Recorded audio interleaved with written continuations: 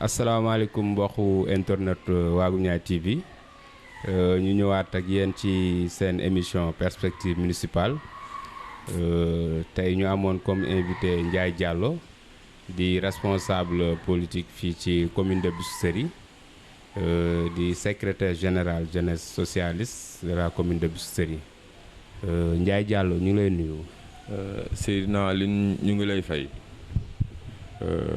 di la nuyu di profité ci occasion bi aussi di leen sant di leen gërëm ndaxte ci ab diir mu ngi nii ñu gis liggéey bu mucc ayib boo xam te ne yéen a ngi koy def ngir rek ay doomi Biscuiterie mën a xam bu baax a baax li nga xam te ne mooy ay yëngu-yëngu yi nga xam te ne ci la acteurs yi di nekk fii ci Biscuiterie et dafay baax quand même pour que ñi nga xamante ne ñoo fi dëkk te amaana mënuñu nekkandoo fépp à la fois mu am ci ñoo xamante ne nii dinañu dem di leen jëlali la ñu war a xam la ñu war a gis ak la ñu war a dégg di leen ko indil di leen ko jox di leen ci sant bu baax a baax di leen encourager aussi di leen ñaanal seen organe de presse bi di Waaguñaay TV mu dem ba voilà nekk loo xamante ne fépp ci Sénégal di ngeen sax dépasser Biscuiterie fépp ci Sénégal wala ci bitim réew fu waaye mën a nekk doomu Biscuiterie mën a nekk rek ngeen mën dem di ko jëli ji foofu di ñu ko indil donc dal leen ak jàmm. jërëjëf Ndiaye Diallo ñun aussi ñu ngi kontaan ci dalal la ci émission bi nga xam ne mooy perspective municipale. Tout d'abord Ndiaye Diallo dañ lay laaj problème mu parti socialiste fii ci commune de Biscuiterie. problème mu parti socialiste dafay doon lu xaw a yaatu tuuti dinaa ci mën a wax ci benn côté parce que man maa jiite lépp luy ndaw ci parti socialiste fii ci Biscuiterie mais ñaareeli affaire bi aussi tamit parti socialiste am na ku ko jiite fii ci Biscuiterie donc yàlla dafa def nag ne que parti socialiste nag dafa nekk parti boo xamante ne. ci Sénégal fépp foo mënti dem ci dafa am ay banqaas ay instance la yoo xamante ne dañ ko organiser aussi mu am ni ñu ko tëggee mu am ni mu bindoo am nu mu mel ba nga xamante ne ku topp ci charte yi nga xamante ne moo ñu boole rek doo réeroo ak parti bi et que problème du am ci fenn donc fii yàggul dara dañu constater ne que am na ay difficultés comme ni nga ko waxee bon partout d'ailleurs ci Sénégal ci aussi tamit ci yeneen parti yëpp am na ay problèmes parce que dañu toll ci moment boo xamante ne képp koo xamante ne jàppay nga sa bopp ab njiit yaakaar nga ne que war nga mën a dem uti jumtukaay boo xamante ne su ngay sukkandiku pour mën a liggéeyal sa askan donc buñ ci tolloo nag. bon comme naturellement parti socialiste ni mu bindoo ku xam taarix xam histoire am di nga xam ne que voilà c'est normal mu am ay problème waaw même sax ay mais par rapport ak maanaam élection yi nga xam ne mooy élection municipale yi ñu jublu ñu gis ne yéen da ngeen am benn problème à savoir que da ngeen décidé woon dem ci seen liste. effectivement boo xam ne liste parti socialiste la. effectivement ñu dem ba ci biir ñu gis ne. dafa am division daal. ñii dañoo dem ci Benno Bokk Yaakaar ñeneen ñi dem ci beneen bannière. loolu lañ bëgg a xam nan ngeen ko mën a jàngatee nan ngeen koy expliquer population de Biscuiterie. waaw loolu dafa am fu mu déparé fu jiitu sax fi ngay wax xam nga en 2014 yàlla dafa defoon. suñu papa dem si yàlla Doudou Issa nekkoon le secrétaire général de la 6e coordination nekkoon aussi secrétaire général bu département de Dakar jiite woon képp kuy socialiste ci Dakar bon ci mbaaxam ak ay kiiwam mu bàyyi woon jiital benn candidat parce que jamono dafa doon laaj ñu jiital am ndaw mu def ko ci xel mu sell bu dal ànd ci nag ak ci liggéey bu rafet ak le président Ousmane Tanor donc pour dellusiwaat rek ci charte yi nga xamante ne moo ñu boole autant parti socialiste dañ daan investir le responsable escalité nga xamante ne moo jiitu ca congrès ba ñu jox ko mandat kooku moo naturellement moom mooy bu fekkente ne lu ñuy laaji la soit boobu bu ko laajiwul moom war na mën a bokk si ñuy tànn mais suñu secrétaire général bi nga xamante ne daf fi bàyyeekoo yàggul dara ñuy profité ci occasion bi di ko ñaanal suñu borom xaare ko aljana am nañ ci yaakaar ci moom bu baax a baax ndaxte xam nañ ko xam nañ li mu doon def ci lu baax ak ci ay teraanga ak ci jaamu yàlla aussi tamit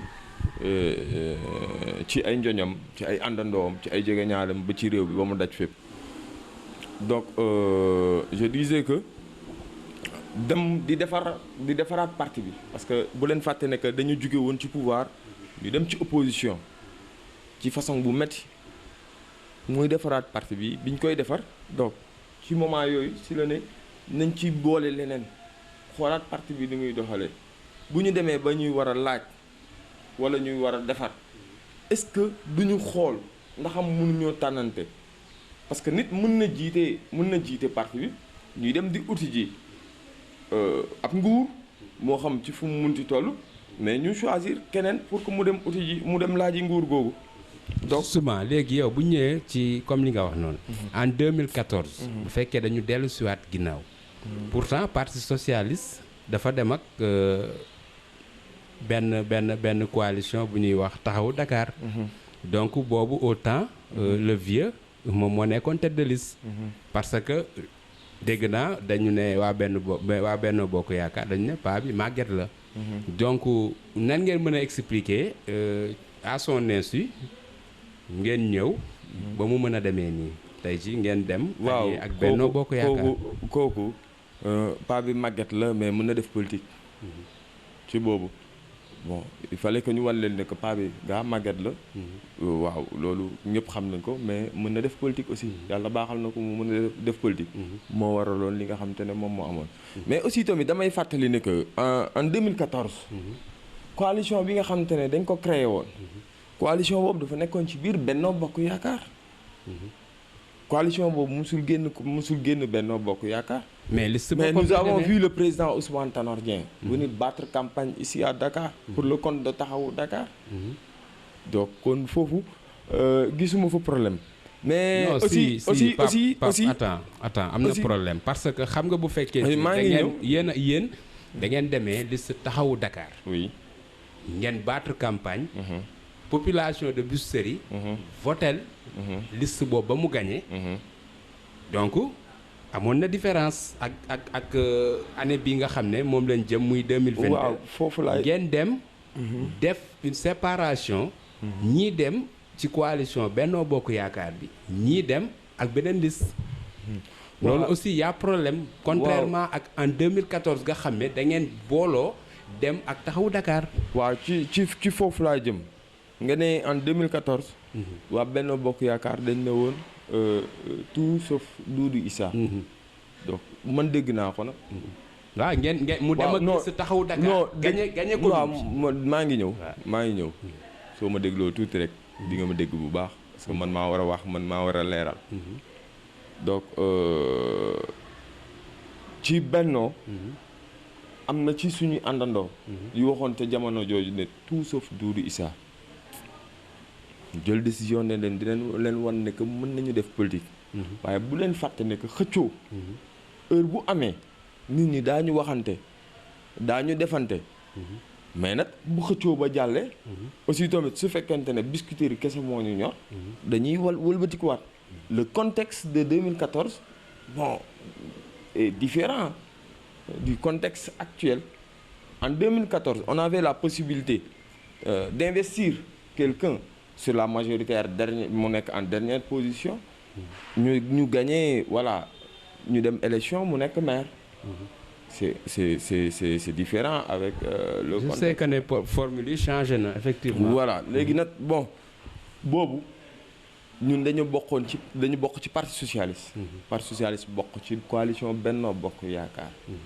ci biir coalition Benno Bokk Yaakaar boobu dañu amaloon ay waxtaan mais waxtaan yi de même sorte que ren non de même sorte que ren xam nga ren da ngeen dem ngeen waxtaan ngeen ne ku ne bu demee ci commune am bu fekkente ni coalition ba maanaam négociation yi fa am arrangé wu leen ngeen dem ak seen liste bopp d'ailleurs moo tax ngeen dem teg seen caution ba mandaté nit et tout donc boo leen revenir le mercredi paraît-il ngeen ñëw retirer mandat wu ki dem allié ak ki y a belle une raison am na benn raison bu tax ngeen def loolu donc loolu laay laaj lu tax ndax da ngeen xeeb ki nga xam ne moom ngeen mandaté woon wala yéen dafa am leneen loo xam ne moo leen gën a convaincre pour ngeen dem ci bennoo bi en plus de ça lan moo tax mënu leen yéen imposer candidat boo xam ne vraiment day nekk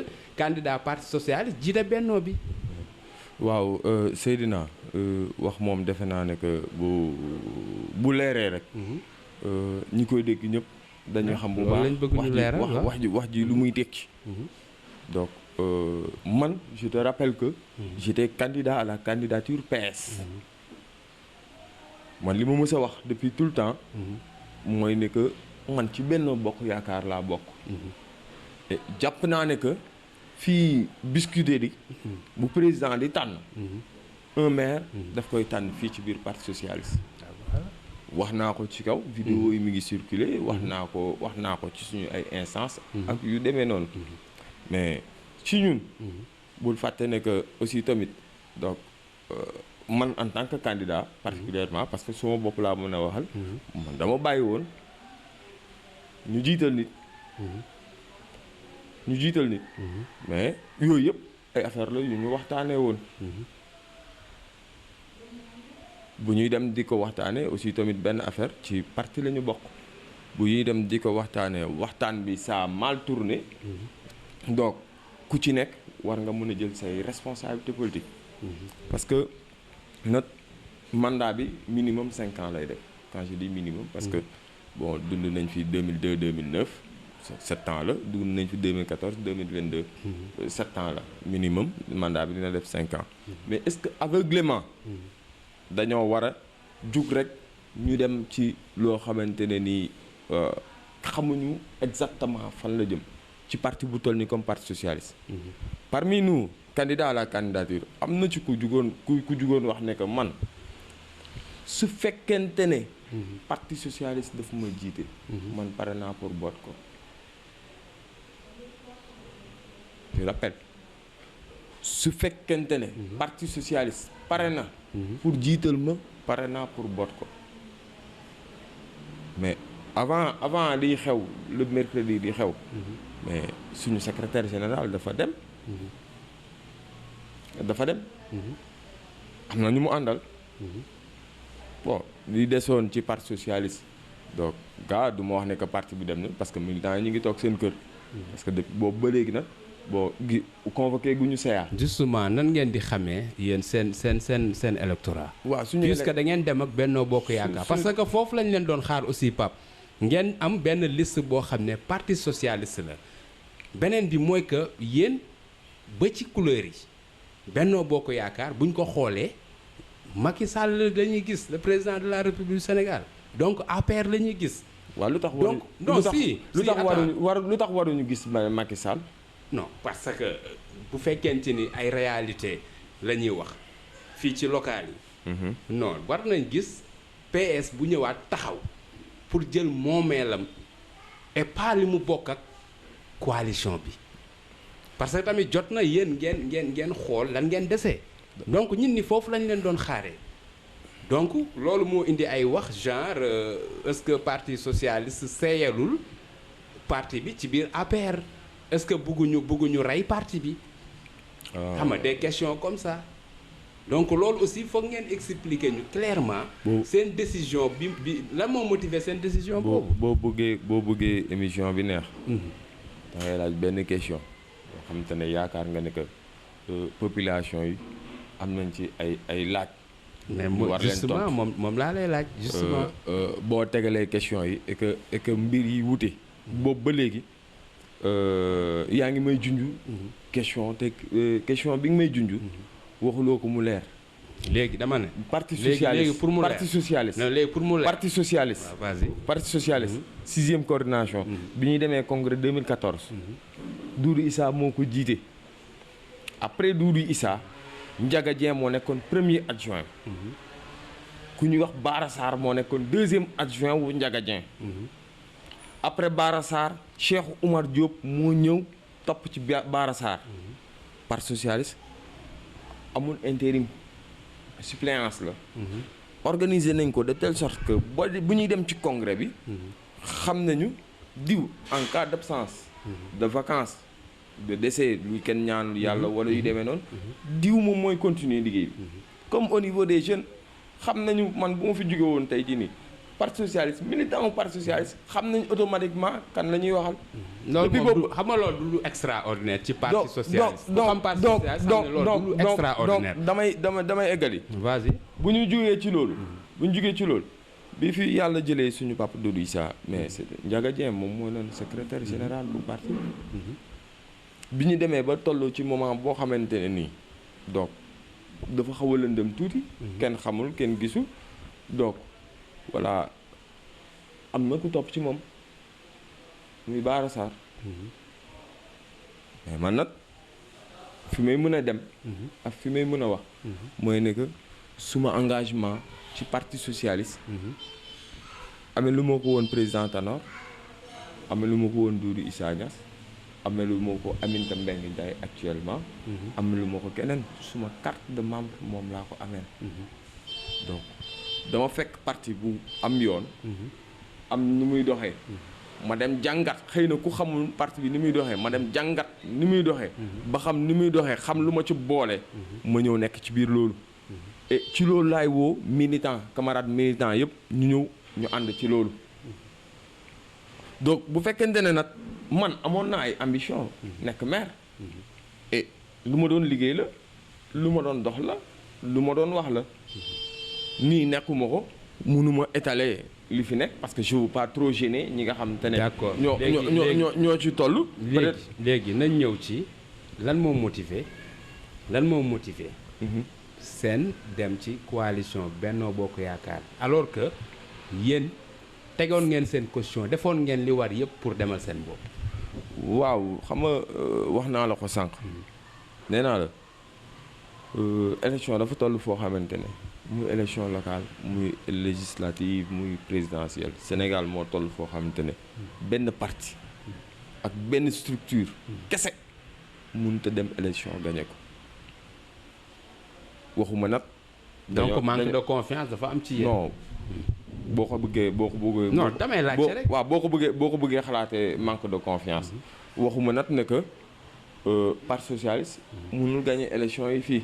non parce que lu tax ma laaj la loolu. le candidat bi ngeen xam ne moom ngeen mandaté woon moom nee na moom dafa jàpp ne da ngeen ko xeeb peut-être man tamit man lu tax dinaa laaj ba xam soit da ngeen ko xeeb.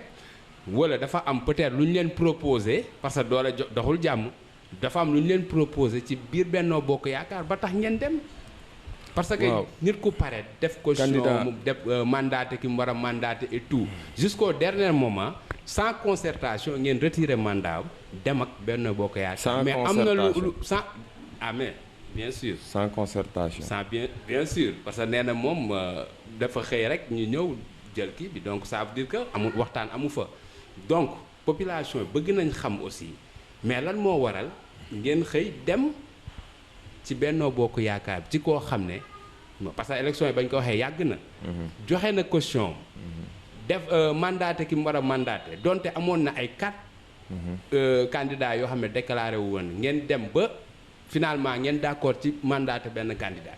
ngeen dem ba ci biir dem ci Benno Bokk Yaakaar loolu tamit bëgg nañ ci mu leer carrément que ne lii moo tax ñu dem. waaw je voulais pas personnaliser le débat donc mais damay rappeler waat encore wax naa ko sànq mais dafa mel ni comme da nga ma déggul. Parti socialiste ci biir Benno Bokk Yaakaar la bokk. bu direction parti bi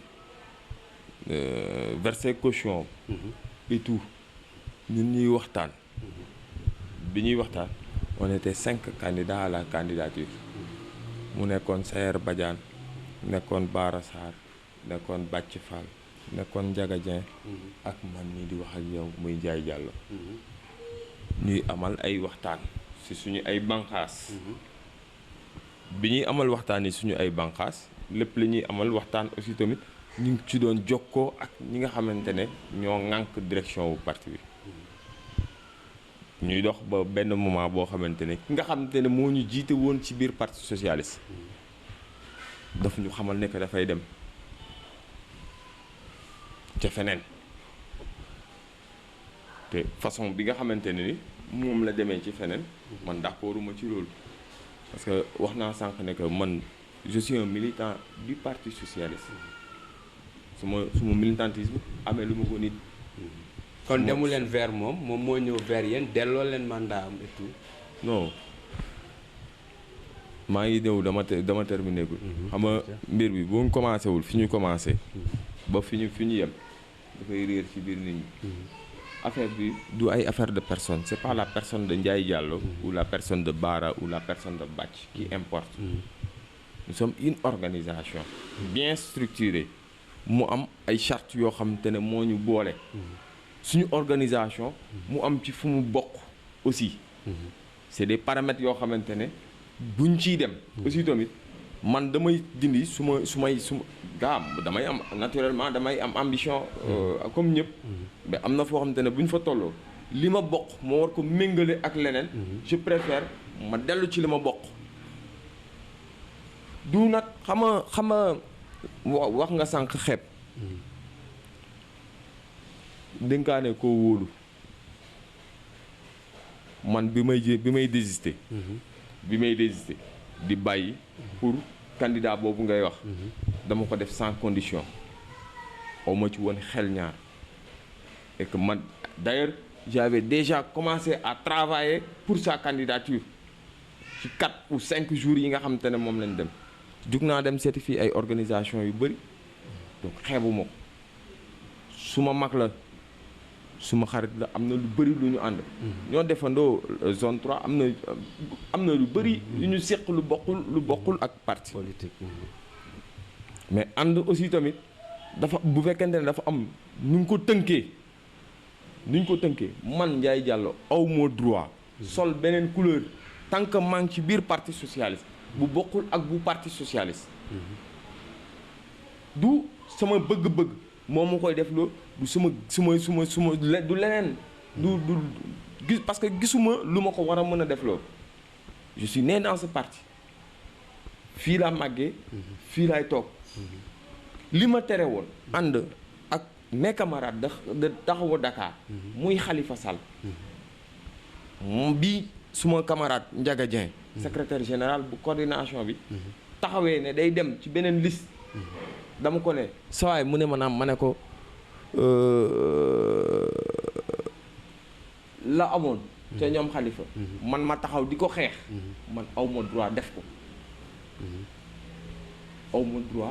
ko. parce que ñëpp xam nañ ne que le PDS est l'éternel rival du parti socialiste. man yow tey gis nga Ndiaye Diallo ci sur une liste boo xamante ne voilà ay effigie yu PDS moo ci nekk. et demain je fais pas partie du PDS. kooku benn c'est une chose mais su ma bañee loolu ba pare est-ce que war naa mën a wëlbatiku war dem defi ji leneen su ñuy dem nat ñuy ànd ñuy uti bi dëggu. ñëpp ñu yéene wante ñu ñëpp ñu jàppandoo ñu dem ba ci biir ñi nga xamante ne dañ ñu joxoon ne ñu dem leen taxaw nañu ni ma gis ngeen di doxee seetaat leen ko d'accord ñoo ngi dem waxtaan fële parce que dañ fa bokk mais yéen ni ngeen di doxee parce que dañu am ay kilifa aussi dañuy tëb ñun décider dañu bokk ci parti caution bi du ba Biscuiterie ñoo ko versé direction parti bi moo ko versé direction parti bi moo ñu jox mandat direction parti bi moom aussi moo am un droit de regard sur ce qu'on est en train de faire su secrétaire général ba demee nga gersu la présidente des femmes nga gis mu dem parti bi bu ñu waatee ne leen kaay leen ñu dem ñu waxtaanee fële ñu xool nu ñuy defarwaatee parce que li ñu gis xamuñu ko mais man est-ce que li ma doon bañ démb ak bërki démb tey dama koy def bu dul dara ba du dara man dama am carrière politique suma carrière ba fi ma toll di wax ni ci biir parti socialiste laa koy def donc lu bokkul ak orientation parti socialiste man mënuma ca dem fépp nag fu suma camarade de parti dem di fa dox di fa wax wala mu di fa def loo xamante ne dina ko jëriñ ay jege ñaalewam jëriñ population bu Biscuiterie yéene naa ko lu ma ci mënti def pour que mu réussir dinaa ko def pour que mu réussir mais ci échéance bi ñu jëm man ci coalition Benno Bokk Yaakaar laa nekk bi nga xamante ne suma parti moo ma orienté foofu parti bi nag jëloon na disposition am yëpp pour que ñu dem 15 millions du ay détails.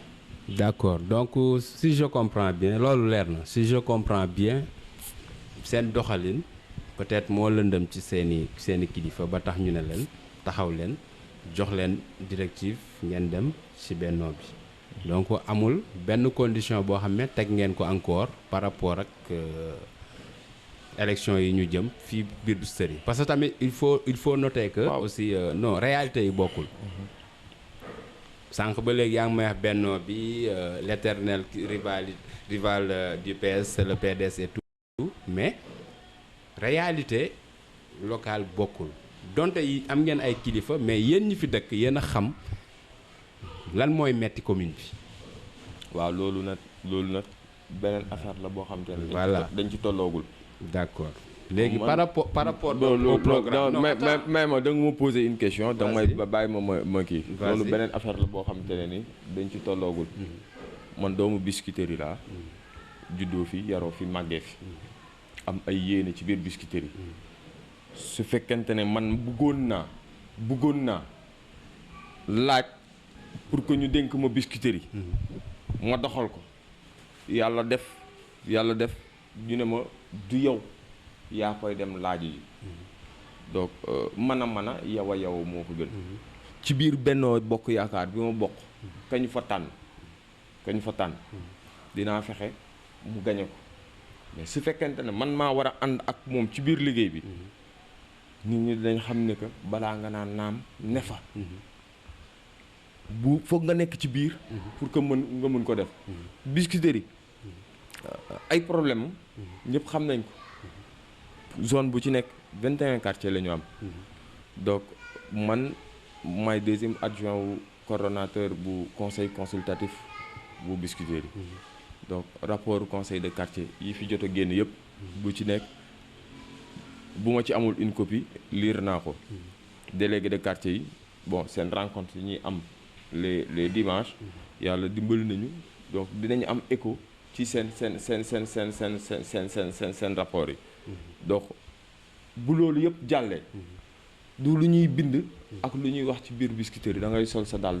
nga génn ci biir Biscuiterie di nga xam Biscuiterie lu muy laaj.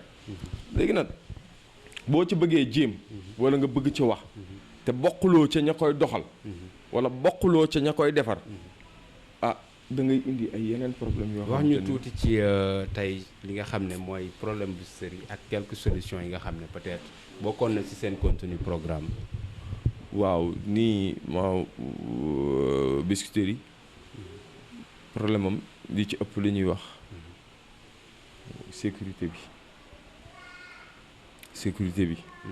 sécurité bi encore. il faut que képp koo xamante ne yàlla dimbali na la. donc loxoy Biscuiterie tegu ci sa loxo. nga dimbali ñu ci sécurité bi.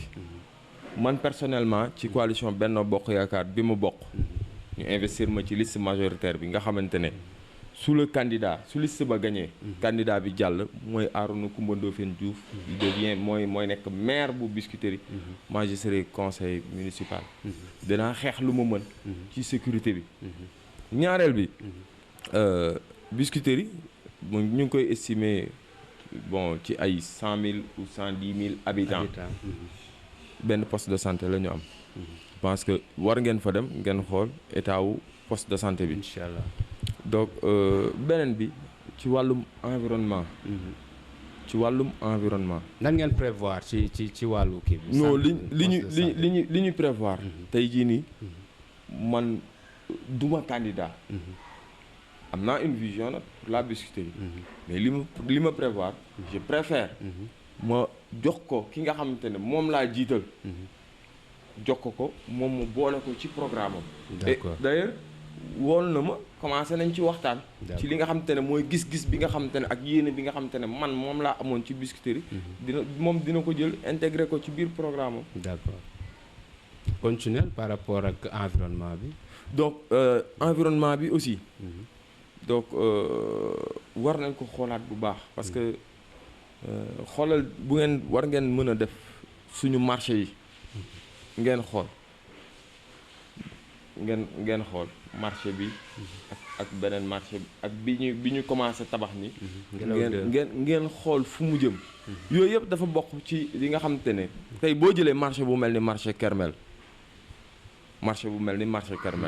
boo ko xoolee rek di nga xamante ne kii bon bu dul dara sax dina am na lu muy def ci décoru commune bi nga xamante ne foofu la nekk.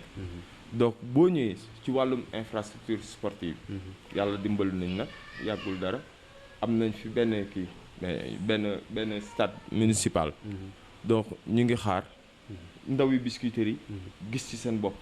parce que terrain bi biscuiterie moo ko moom. bi ñu ko tabaxee aussi itam yàlla def na di biscuiterie di jeune biscuiterie yi moom terrain bi moom lañ ko tabaxee. bëgg nañu yaatal ko ba képp kuy doomu biscuiterie mu mën a gis boppam ci loolu. mais demal suñu terrain bi nga xamante ne ni moo nekk fii bu ASC Ngelaw am na lu mu laaj. bon benn club basket lañ fi am muy waagu ñaay am na lu mu laaj. bon am nañ beneen club basket muy ASC bopp mais fi nga xamante ne foofu la seen terrain d'entraînement nekk. ak yu demee noonu. yàlla def na géographiquement nekkul ci biir commune bi. d'accord donc war nañu xool côté boobu noonu. loolu infrastructure sportive yooyu noonu. buñ ko defaree am na lu muy jouer ci environnement bi. kooku benn affaire la ñaareel bi. donc biscuiterie boo jugee centre ville. ngay ñëw biscuiterie ngay njëkk a jot suuf. mais ñu ngi koy commencer. waaw gis naa donc ci loolu sax dañ lay laaj nga waxaale justement ci nan nga gisee gestion maire actuelle bi nii. non gestion maire bi man donc moom moo war a def un bilan d'abord. non yow sa gis-gis. bilan moom bu jotee na ko def. su ma gis-gis ci par rapport ak gestion maire bi. donc ama moom en tant que maire. fi dooleem yem. ak fi xalaatam yem. ak fi mën-mënam yem. foofu la mën a yem. mais lan nga gis nan nga ko gisee. lan la fi non man am naa beneen gis-gis. am beneen gis-gis. moo waraloon ma teg suma candidature. bon du ma wax ne que deful mu ngi jéem. mais dama ne fi dooleem yem. fi xalaatam yem. fi gis-gisam yem. moom foofu la mën a yem. tey su fekkonte ne yàlla dafa def nag suma candidature. non ban appréciation nga ciy joxe. au fait moo ne sa gis-gis mooy yow. ban appréciation nga am ci bi mu fi toogee ak léegi en tant que maire. Seydina bàyyi bu may wax bàyyi ma ba ma daaneel. vas-y. dama ne fi dooleem yem. fi xalaatam yem. ak fi vision am yem. donc nit ku nekk foofu ngay demee. man am naa beneen gis-gis bu bokkul. ak beneen gëm-gëm bu bokkul ak bi nga xamante ne moom la am. gaa moo ngi jéem. mais jàpp naa ne que war nañ mën a def lu ëpp loolu. parce que bu ñuy constater ne que ñu ngi am ay excédent budgétaire et que biscuiterie fépp am ay problème donc dafay mel ni xaw a ndiroo comme gis-gis bi dafa des su fekkente ne ñi ngi am ay excédent budgétaire parce que liggéeyu collectivité territoriale liggéey bu sérieux la laaj ci débat d'orientation budgétaire bi ba muy jeex ba année boobu di jeex ñuy voter compte administratif bi am na lu mu laaj mais loolu il faut que ay jàngat la laaj aussi. il faut que ñu xam question boo gisee ma ciy insister aussi. il faut que ñu am en tant que maire le maire actuel monsieur Djibi moom defe naa ne dafa fi 4 ans dafa fi 5 ans boo gisee mais ci question bi loolu donc li nga ne boo jugee centre bi di ñëw ba Biscuiterie ci ngay door a jotee suuf ci ngay door a jotee suuf ñu gis am na lu mu tàmbali donc ci at yu néew gis-gisam boobu noonu mënu leen ko yemale foofu parce que 3 ans la fi toog donc am na lu mu tàmbali ça veut dire am na lu mu commencé donc bu ñu ko étalee ci mu amaat beneen mandat est-ce que du weesu foofu. waaw buñ ko étalé man dama ne la buñ ko étalé mën na weesu foofu mais man dama ne la xam nga am na lu ñu tàmbali avec les comptes de la commune avec am na bu fekkente ne am na lu ñu tàmbali ak ay compte commune bi am na lu ñu tàmbali ak xaalisu commune bi ñu koy doxal ak xaalisu commune bi donc man awma ci problème loolu. donc nañu dem leen ngeen xool nag ndaxam programme yooyu noonu c'est des programmes yoo xamante ne c'est initié par la commune et financé par la commune.